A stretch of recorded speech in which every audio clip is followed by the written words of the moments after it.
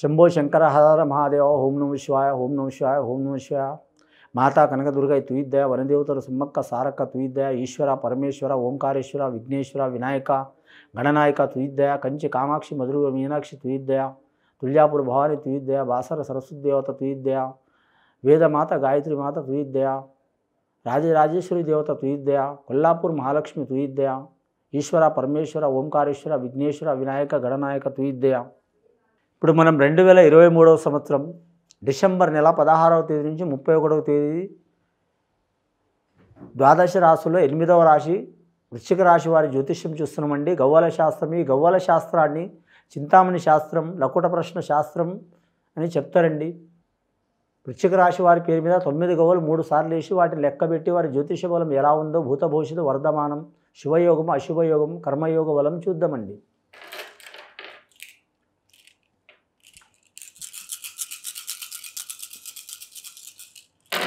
వృశ్చిక రాశి వారి పేరు మీద 4 గవ్వలు పడ్డాయండి. వారి జాతక బలానికి 4వ సంఖ్య అంటే రాహుమార్గదర్శి సంఖ్య అండి. ఈ వృశ్చిక రాశి వారి జాతకానికి అధిపతి కుజుడండి. కుజుడికి రాహువుకి స్నేహితం ఉంటుందండి, సన్నిహితం ఉంటుంది. అలాగే వీరి జాతక బలాన్ని చూడాలంటే మాత్రం అనురాధ నక్షత్రం వారికి శని మహారదశ అండి. శనికి రాహుకి స్నేహితం ఉంటుందండి. ఈ 4వ సంఖ్య అద్భుతమైన సంఖ్య అండి ఈ వృశ్చిక రాశి వారికి. ఇందులో విశేషం ఏముందంటే మాత్రం పంచాంగ శాస్త్ర ప్రకారం 4వ స్థానంలో శని నడుస్తున్నదండి. వృశ్చిక రాశి వారికి 4 దిక్కుల నుంచి ఇబ్బందులు ఉన్నాయండి. ఆరోగ్య విషయంలో, ధన విషయంలో, కుటుంబ విషయంలో, ఇంకోటి పర్సనల్ లైఫ్లో ఇబ్బందులు, చిక్కులు చికాకులు ఉన్నాయండి.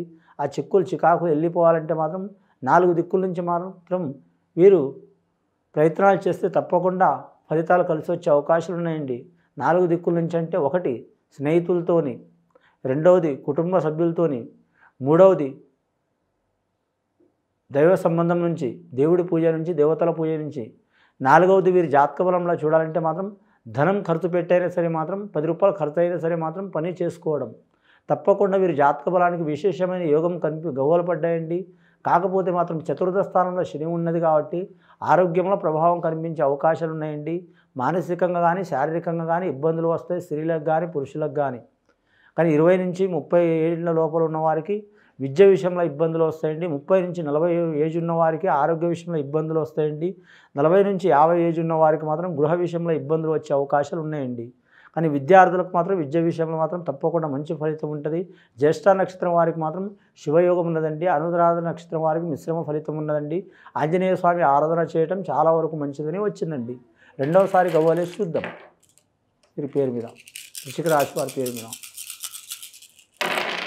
2వసారి గవ్వలు ఇస్తే మాత్రం 6 గవ్వలు పడ్డాయండి. జ్యేష్ఠ నక్షత్రం వారికి మాత్రం శుభయోగ బలం గవ్వలు పడ్డాయండి. జ్యేష్ఠ నక్షత్రంలో పుట్టినవారు కావచ్చు, అలాగే వృశ్చిక లగ్నంలో పుట్టినవారు కావచ్చు, జ్యేష్ఠ నక్షత్రం ఉండి, అలాగే 6వ తేదీ 15వ తేదీ పుట్టినవారు కావచ్చు, శుభయోగం ఉంటుంది. శుక్ర హోరాల్లో పుట్టినవారు స్త్రీలకు అనుకూలం ఉంటుందండి, పురుషులకు మాత్రం ఉండదు అంత అనుకూలం. అలాగని చెడు ఉండదు, అలాగని మంచి ఉండదు, సరిసమాన యోగ బలం ఉంటుంది, మిశ్రమ ఫలితం ఉంటుంది, స్త్రీలకు అనుకూలంగా ఉంటుంది. ముఖ్యంగా మాత్రం వీరి జాతక బలంలో చూడాలంటే మాత్రం ప్రేమ వివాహం చేసుకోవాలనుకునే వరకు మాత్రం అనుకూలం ఉంటుంది. కానీ పెద్దల్ని ఒప్పించి చేసుకోవడం చాలా వరకు శ్రేయస్కరం అండి వీరికి. ఇప్పుడు కాకపోయినా ఫ్యూచర్లో మంచిది.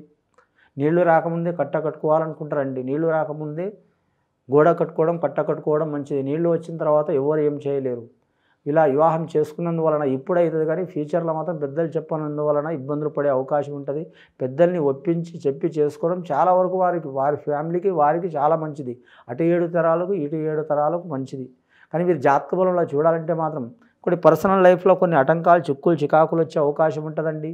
స్త్రీలతో మంచి ఫలితాలు ఉంటుంది. స్త్రీలతో అంటే ప్రేమించిన స్త్రీనే కాదండి, భార్య కావచ్చు, అక్క కావచ్చు, చెల్లె కావచ్చు, లేదా వారి కూతురు కావచ్చు, లేదా తల్లి కావచ్చు, అత్త కావచ్చు, లేదా స్నేహితులు కావచ్చు, ఎవరైనా సాయం చేసే అవకాశం ఉంది. అలాగే స్త్రీలకు కూడా మాత్రం పురుషులతో సహకారం అయ్యే అవకాశం ఉంది. తండ్రి కావచ్చు, భర్త కావచ్చు, స్నేహితులు కావచ్చు, కొడుకు కావచ్చు, అన్నదమ్ములు కావచ్చు, లేదా రిలేషన్షిప్లో ఎవరైనా సహకారం చేసే అవకాశం ఉంటుందండి. ఇంకా కొందరికి మాత్రం వివాహ విషయంలో మాత్రం భార్య భర్తలు దూరమై మాత్రం ఇతరులతో సంబంధాలు ఉంటాయి, పర్సనల్ లైఫ్ అండి.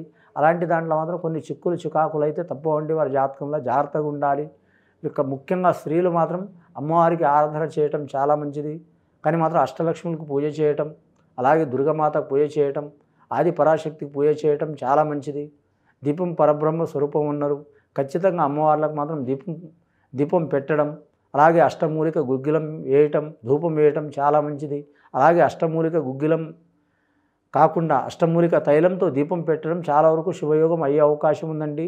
మూడవసారి గవ్వలేసి చూద్దామండి. ఇప్పటివరకు అయితే 10 గవ్వలు పడ్డాయండి. ఫస్ట్ రాహు గవ్వలు 4, ఇప్పుడు శుక్ర గవ్వలు 6. మూడవసారి గవ్వలేసి చూద్దామండి.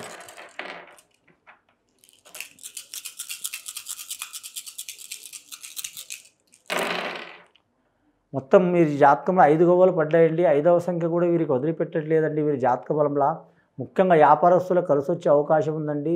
ఈ వృశ్చిక రాశి వారికి మాత్రం వ్యాపార విషయంలో మాత్రం 5వ సంఖ్య కలిసి వస్తుందండి. ముఖ్యంగా వడ్డీ వ్యాపారం చేసేవారికి లాభయోగం ఉంటుంది.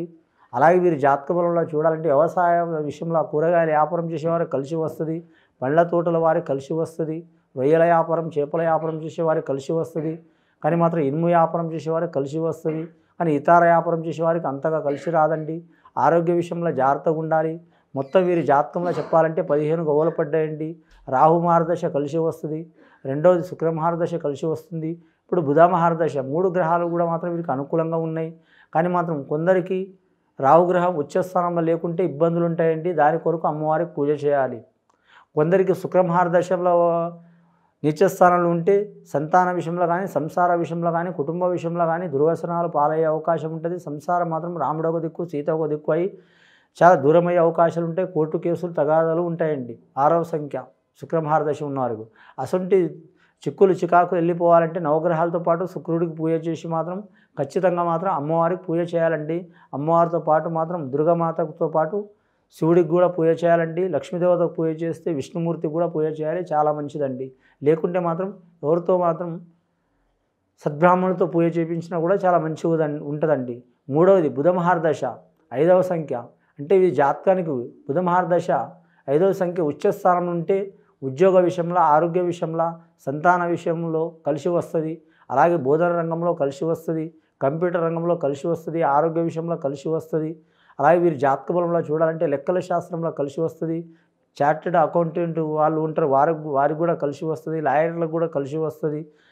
చాలా లక్ష్మీప్రద యోగం ఉంటుందండి. కానీ అదే నీచస్థానంలో ఉంటే బుధ మహర్దశ మాత్రం మందమతి ఉంటుంది, మతిమరుపు ఉంటుంది. అలాగే వీరి జాతకంలో చూడాలంటే మాత్రం చాలా వరకు నరాల మీద ఎఫెక్ట్ ఉంటుంది.